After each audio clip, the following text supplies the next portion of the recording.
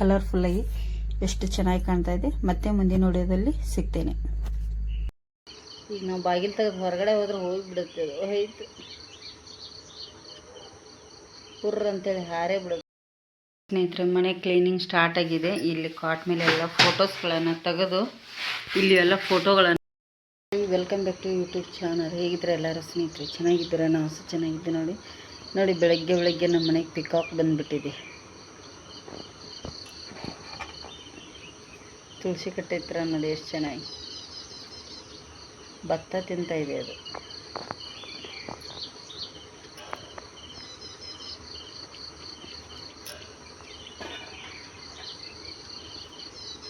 ನೋಡಿ, ನಾ ಮಾತಾಡಿದರೆ ಹೋಗುತ್ತೆ ಅಂತೇಳಿ ಸ್ನೇಹಿತರೆ ಹಿಡ್ಕೊಂಡಿದ್ದೀನಿ. ಹಾಗೆ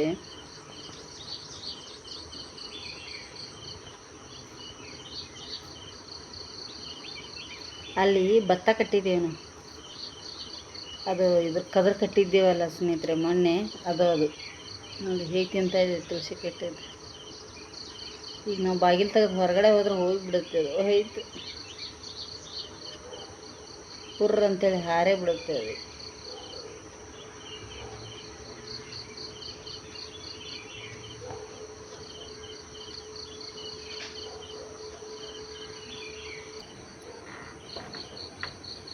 ಸ್ವಲ್ಪ ಬಾಗಿಲು ತೆಗೆದು ಹೊರಗಡೆ ಬಂದೆ.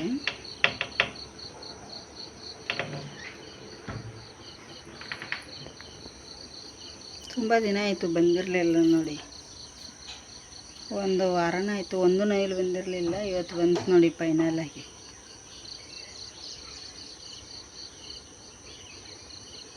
ನೋಡಿ ಎಷ್ಟು ಚೆನ್ನಾಗಿ ನಡ್ಕೊಂಡು ಹೋಗ್ತಾ ಇದೆ.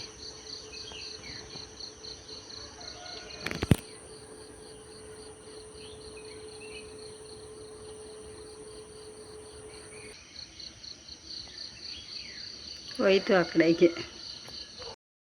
ಸ್ನೇಹಿತರೆ, ಮನೆ ಕ್ಲೀನಿಂಗ್ ಸ್ಟಾರ್ಟ್ ಆಗಿದೆ. ಇಲ್ಲಿ ಕಾಟ್ ಮೇಲೆ ಎಲ್ಲ ಫೋಟೋಸ್ಗಳನ್ನು ತೆಗೆದು ಇಲ್ಲಿ ಎಲ್ಲ ಫೋಟೋಗಳನ್ನು ತೆಗೆದಿದ್ದೇವೆ. ಒರೆಸಿ ಎತ್ತಿ ಈ ಕಡೆ ಇಟ್ಟಿದ್ದೇವೆ. ಇಲ್ಲೆಲ್ಲ ನೋಡಿ ಫೋಟೋಗಳನ್ನು. ಹಾಗೆ ಅಲ್ಲಿಯೂ ಕೂಡ ಎಲ್ಲ ತೆಗೆದಿದ್ದೀನಿ. ಈಗ ಇಲ್ಲಿ ಸ್ಟ್ಯಾಂಡ್ಗಳನ್ನು ತೆಗೆದು ನೋಡಿ, ದಿನ ಎಷ್ಟೇ ಕ್ಲೀನ್ ಮಾಡಿದರು ಇಂಥ ಮನೆ ನೋಡಿ ಎಷ್ಟು ಧೂಳು ಬಿದ್ದಿದೆ ಹಿಂದ್ಗಡೆ ಇವೆಲ್ಲ ನೋಡಿ. ಅದಕ್ಕಾಗಿ ಈಗ ಇದನ್ನೆಲ್ಲ ಕ್ಲೀನ್ ಮಾಡ್ಕೋತೇನೆ. ಇವತ್ತು ಇಡೀ ದಿನ ಇದಾಗುತ್ತೆ. ಸಾರಿ, ರೆಸಿಪಿ ಬಂದರೆ ಮಾಡಿದರೆ ಹಾಕ್ತೀನಿ, ಮಾಡದಿದ್ರೆ ಇಲ್ಲ. ಇವತ್ತು ಇಡೀ ದಿನ ಮನೆಯೇ ಕ್ಲೀನ್ ಆಗುತ್ತೆ ನಮಗೆ. ನಾನು ಈ ವಾರದಾಗ ಒಂದು ಸತಿ ಎಲ್ಲ ತೆಗ್ದಿರ್ತೇವೆ. ಬಲ್ಲೆದು, ಫ್ಯಾನಿಂದು, ಲೈಟಿಂದು. ಅದು ಆದರೂ ಹಬ್ಬ ಇದೆ, ತೆಗಿಲೇಬೇಕಾಗತ್ತೆ ಧೂಳು. ಅಲ್ಲಿ ಸ್ವಲ್ಪ ಹಸನು ಮಾಡಿಲ್ಲ, ಒಂದು ತಿಂಗಳಾಯ್ತು ಹಸನು ಮಾಡಿಲ್ಲ. ಅದನ್ನು ಹಸನು ಮಾಡಬೇಕೀಗ. ಕ್ಲೀನ್ ಮಾಡ್ಕೋತೇವೆ ಎಲ್ಲ ಧನುಷ ನಾನು. ಅದಕ್ಕಾಗಿ ಸ್ನೇಹಿತರೆ ನೋಡಿ ಎಲ್ಲ ಕ್ಲೀನ್ ಮಾಡಿ ಎಲ್ಲ ಹಾಕಿ ಇಷ್ಟೆಲ್ಲ ಹಾಕಬೇಕಾದ್ರೆ ಮಾಡಬೇಕಾದ್ರೆ ಎಲ್ಲ ಕ್ಲೀನ್ ಅಂದರೆ ಕ್ಲೀನ್. ಇವತ್ತು ದೀಪಾವಳಿ ಹಬ್ಬಕ್ಕೆ ನಮ್ಮ ಮನೆ ಎಲ್ಲ ಕ್ಲೀನ್ ನೋಡಿ.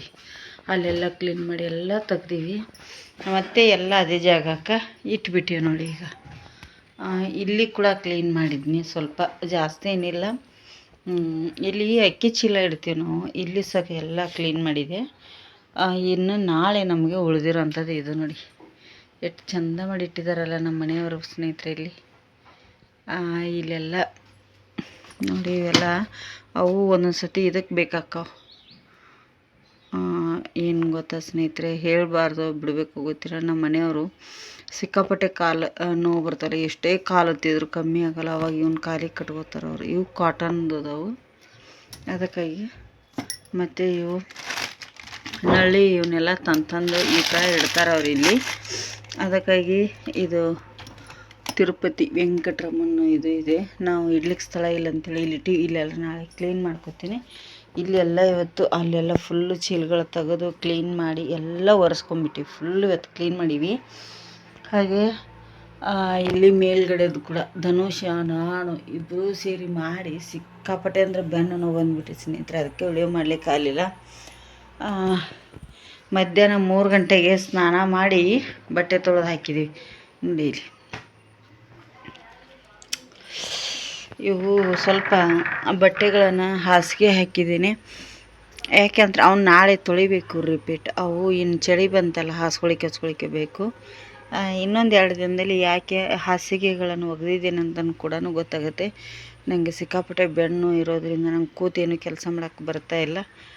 ನಮ್ಮ ಅಮ್ಮನಿಗೆ ಸ್ವಲ್ಪ ಬಾ ಅಂತ ಹೇಳ್ತಾ ಇದ್ದೀವಿ. ನಂಗೆ ಹುಷಾರಿಲ್ಲ, ತುಂಬಾ ಹುಷಾರಿಲ್ಲ. ಮತ್ತು ಈಗ ಅದಕ್ಕೆ ಆದರೂ ಕೆಲಸ ಬಿಡೋದಕ್ಕಾಗಲ್ಲ ಸ್ನೇಹಿತರೆ. ಮನೆ ಕೆಲಸ ಎಲ್ಲ ದೊಡ್ಡ ಹಬ್ಬ ಬಂದಿದೆ. ಅಮ್ಮನಿಗೆ ಬರಲಿಕ್ಕೆ ಇಷ್ಟ ಇಲ್ಲ. ಯಾಕೆ ಅಂತಂದರೆ ಅಮ್ಮ ಬರ್ತಿದ್ರು, ಅವರಿಗೆ ಹಬ್ಬ ಎಲ್ಲ ಬಿಟ್ಟು ಬರಲ್ಲ ಅವರು ಬಾಗಿಲು ಹಾಕ್ಕೊಂಡು. ಆದರೂ ಅನಿವಾರ್ಯ ಆಗಿದೆ, ಬರಲೇಬೇಕಾಗಿದೆ ಅವರಿಗೆ. ಆದರೂ ತುಂಬಾ ಅನಿವಾರ್ಯ ಆಗಿದೆ ಸ್ನೇಹಿತರೆ. ಕೂತ್ಕೊಳ್ಳಿಕ್ಕೆ ಅಂತ ಹೋಗ್ತಾಯಿಲ್ಲ, ಅಷ್ಟು ಬೆನ್ನು ನೋವಿದೆ. ಮತ್ತು ಹಬ್ಬ ಕೂಡ ಬಂದಿದೆ. ನನಗೆ ಕೆಲಸ ಬಿಡಲಿಕ್ಕೂ ಆಗ್ತಾಯಿಲ್ಲ. ಕೆಲಸ ಬಿಟ್ಟರೆ ನಮ್ಗೆ ಇದೇ ಸಮಯದಲ್ಲಿ ಕೂಡ ಕೆಲಸ ಸಿಗ್ತಿರ್ತಾವಲ್ಲ. ಹಾಗಾಗಿ ನಮ್ಮ ಅಮ್ಮನಿಗೆ ಬಾ ಅಂತ ಹೇಳಿದ್ದೀನಿ. ಮತ್ತು ನನಗೆ ಚಿಕ್ಕವ್ರದಾರ ನಮ್ಮ ತಂಗಿಯರೆಲ್ಲರೂ 3 ಜನ. ಅವ್ರು ಕೂಡ ಬರೋದು ಇಬ್ಬರು ಅಂತೂ ಹಬ್ಬಕ್ಕೆ ಮಾತ್ರ ಬರ್ತಾರೆ, ವರ್ಷಕ್ಕೊಂದೇ ಸತಿ, ಪದೇ ಪದೇ ಬರೋದಿಲ್ಲ. ಅದಕ್ಕಾಗಿ ಈಗ ಅವರೆಲ್ಲ ಬರ್ತಾರೆ, ನಾನು ಹೇಗೆ ಬಿಟ್ಟು ಬರಲಿ ಅಂತಂದು. ಒಬ್ಬಳು ನನಗಿಂತ ನನ್ನ ಬೆನ್ನ ಮೇಲೆ ಹುಟ್ಟಿದವಳು, ನಾನು ಬರಲ್ಲ ಹೋಗು, ನಿನ್ನ ಅಕ್ಕನಿಗೆ ಹುಷಾರಿಲ್ಲ ಅಂತ ಹೇಳಿದ್ಲು ಅವಳು. ಮತ್ತು ಲಾಸ್ಟ್ ತಂಗಿ, ನನ್ನ 3ನೇ ತಂಗಿ ಚಿಕ್ಕವಳು, ಅವಳಿಗೆ ಈಗ 1.5 ವರ್ಷದ ಪಾಪು ಇದೆ. ಅವಳು ಡೆಲಿವರಿ ಆಗಿ ಹೋದ ನಂತರ ಬಂದೇ ಇಲ್ಲ ಸ್ನೇಹಿತರೆ.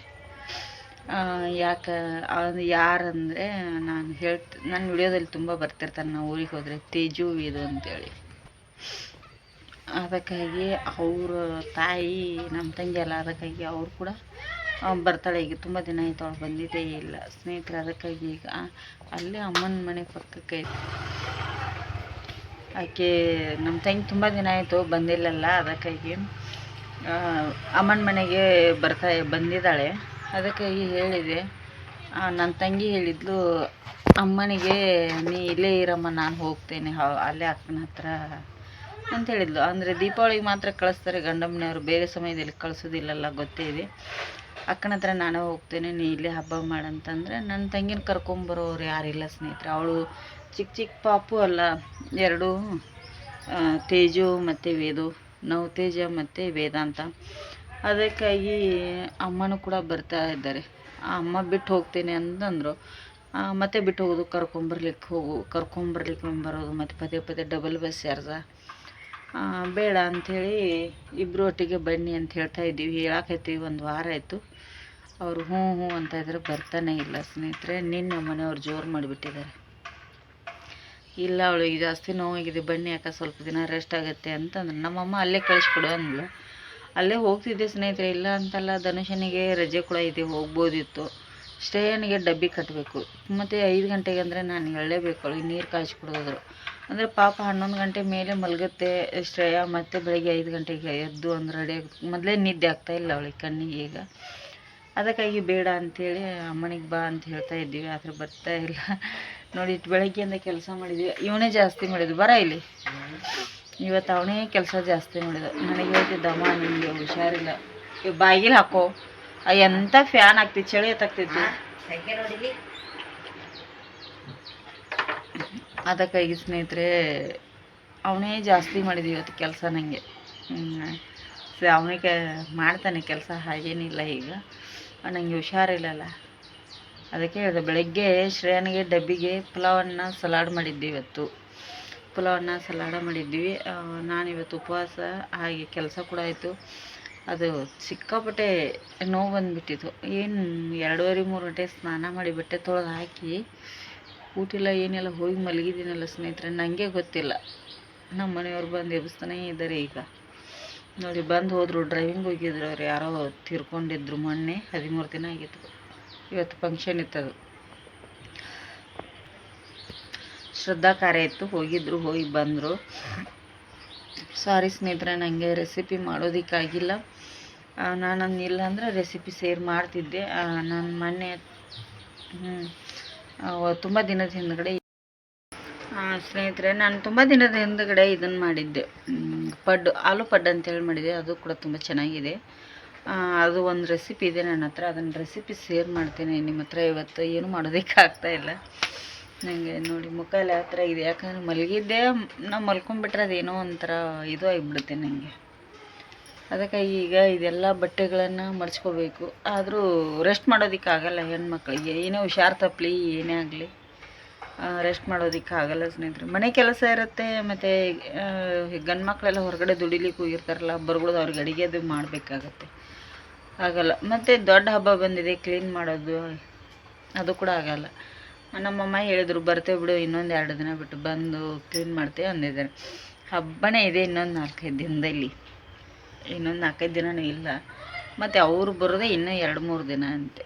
ಬಂದ ಮೇಲೆ ಏನು ಹಬ್ಬದಾಗ ಕ್ಲೀನ್ ಮಾಡ್ತಾರೆ, ಅದಕ್ಕೆ ಬೇಡ ಅಂಥೇಳಿ ನಾನೇ ಕ್ಲೀನ್ ಮಾಡ್ತಾ ಇದ್ದೀನಿ ಸ್ವಲ್ಪ. ಈಗ ಅಲ್ಲಿ ಒಳಗಡೆದೆಲ್ಲ ಇಲ್ಲಿ ತಂದಿಟ್ಟಿದ್ದೀನಿ. ಅವು ಏನು ಚಿಲ್ಲಾಗಿ ಕಾಣತ್ತಲ್ಲ ನಿಮಗೆ, ಗೋಧಿ ಸ್ನೇಹಿತರೆ. ನನಗೆ ಕೂತು ಹಸನು ಮಾಡ್ಲಿಕ್ಕೆ ಆಗೋದಿಲ್ಲ. ನನಗೆ 10 ನಿಮಿಷನೂ ಕೂತ್ಕೊಳ್ಳಿಕ್ಕೆ ಆಗಲ್ಲ. ಈಗ ಕೂತ್ಕೊಂಡಿದ್ದೀನಿ, ನಾನು ತುಂಬ ಕಷ್ಟದಿಂದ ಕೂತಿದ್ದೀನಿ. ಅದಕ್ಕಾಗಿ ಅಷ್ಟು ಗೋಧಿ ಬಂದು ಅಮ್ಮ ಹಸನು ಮಾಡ್ತಾಳೆ. ಅದ್ರಾಗಿಂದ ಅರ್ಧ ಬೀಸ್ಲಿಕ್ಕೆ ಕೊಡ್ತೀನಿ, ಒಂದು 7-8 kg ಅಷ್ಟು.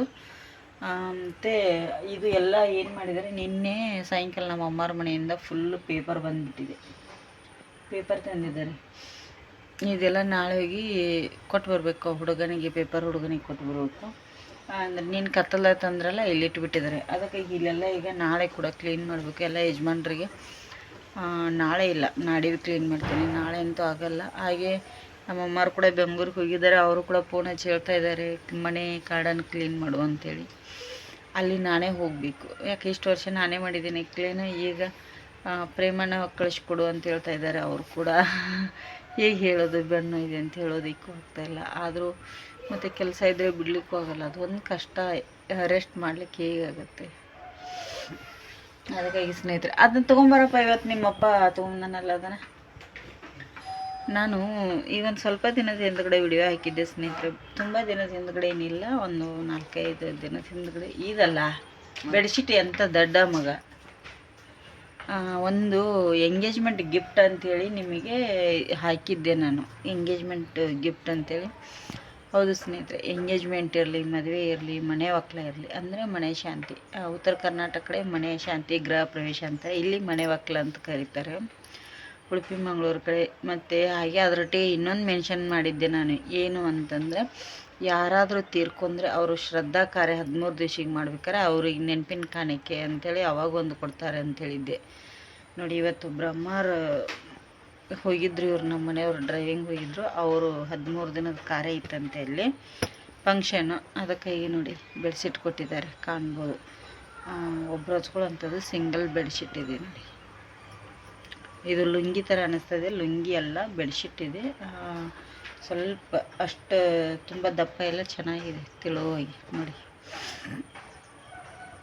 ಕಾಣ್ತಿರ್ಬೋದು. ಅದಕ್ಕಾಗಿ ಈ ಥರ ಕೊಡ್ತಾರೆ ಸ್ನೇಹಿತರೆ ಈ ಕಡೆಗೆಲ್ಲ. ಈಗ ನಿಮಗೆ ಅದನ್ನು ಶೇರ್ ಮಾಡ್ತೀನಿ. ಸ್ವಲ್ಪ ಚಹಾ ಮಾಡ್ಕೊಂಡ್ಬಿಡ್ತೀನಿ. ರಾತ್ರಿ ಏನಿಲ್ಲ ಸ್ನೇಹಿತರೆ, ಶ್ರೇಯ ನಿನ್ನೆ ಟೊಮೆಟೊ ಸಾಂಬಾರು ಮಾಡಿಳು, ಅನ್ನ ಒಂದು ಮಾಡ್ತೀನಿ, ಎಲ್ಲ ಬಟ್ಟೆ ಮಡಚಿಡೋದು, ಮತ್ತೆ ಇದೇ ಕೆಲಸ ಆಗುತ್ತೆ ನಮ್ಮದು ಸ್ಟಾರ್ಟು. ಅದಕ್ಕಾಗಿ ಈಗ ಶ್ರೇಯ ಯಾಕೋ ಕಾಲ್ ಮಾಡ್ತಾ ಇದ್ದಾಳೆ. 5 ಗಂಟೆ ಆಯ್ತಲ್ಲ ಸಾಯಂಕಾಲ. ಅದಕ್ಕಾಗಿ ಈಗ ಅದಷ್ಟು ಚಹಾ ಮಾಡ್ಕೊಂಡು ಕುಡಿತೀವಿ. ಧನುಷ ನಾನು ಶ್ರೇಯಾಗಿ ಕುಡಿದು ಇಡ್ತೇನೆ. ಇದನ್ನಷ್ಟೀಗ ಮಾಡ್ತೀನಿ ಸ್ನೇಹಿತರೆ. ನಿಮಗೆ ಆ ರೆಸಿಪಿ ಬರುತ್ತೆ, ಇಷ್ಟ ಆದರೆ ಒಂದು ಲೈಕ್ ಮಾಡಿ, ಶೇರ್ ಮಾಡಿ, ಕಮೆಂಟ್ ಕೂಡ ಮಾಡಿ. ತುಂಬ ಚೆನ್ನಾಗಿದೆ ಅದು ಕೂಡ.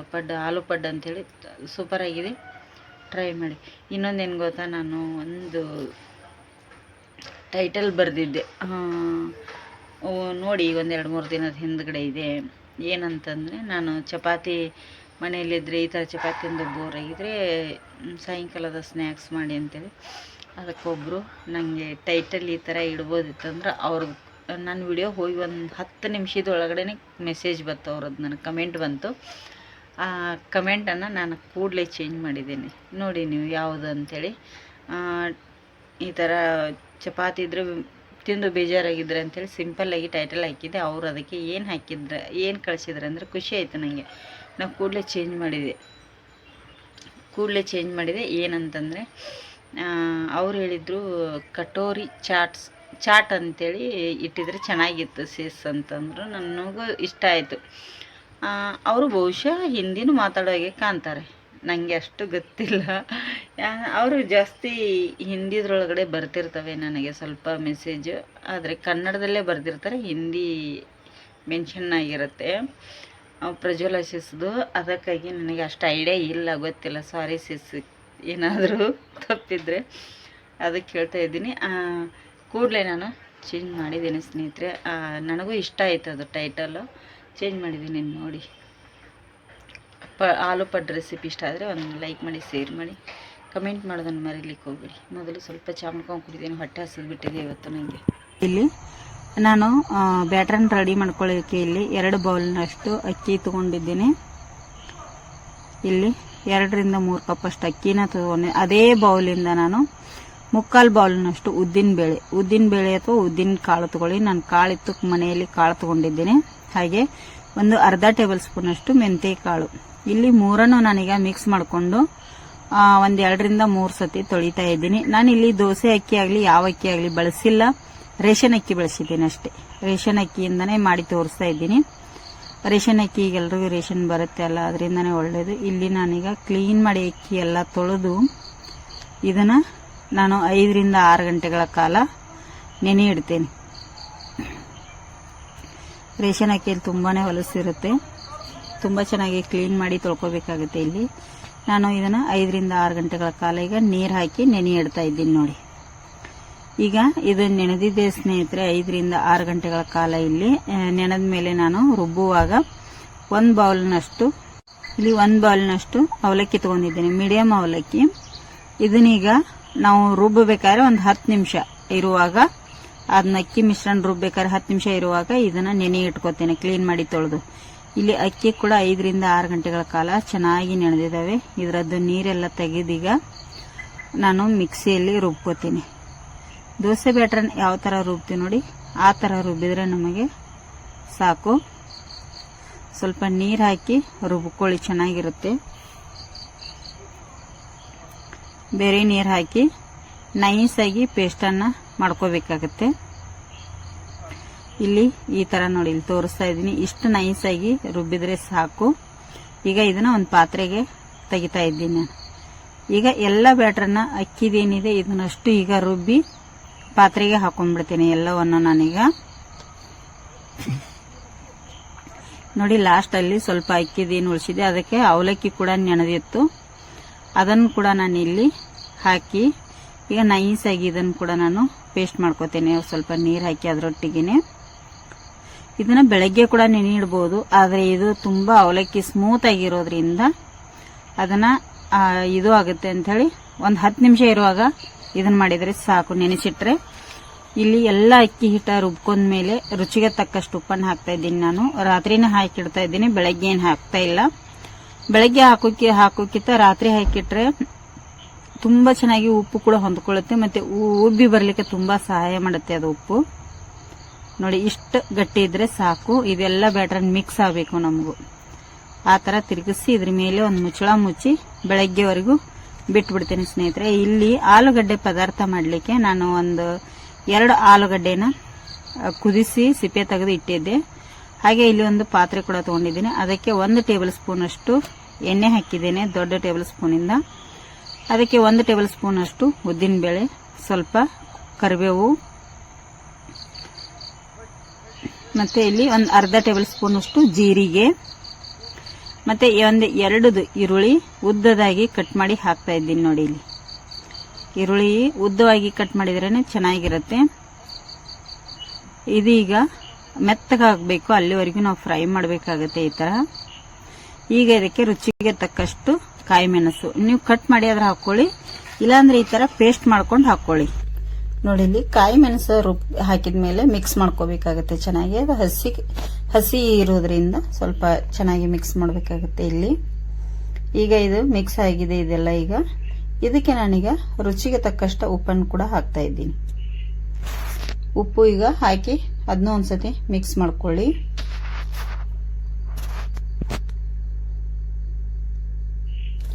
ಚೆನ್ನಾಗಿ ನಾವು ಈ ತರ ಮಿಕ್ಸ್ ಮಾಡಿದ್ಮೇಲೆ ಇದಕ್ಕೆ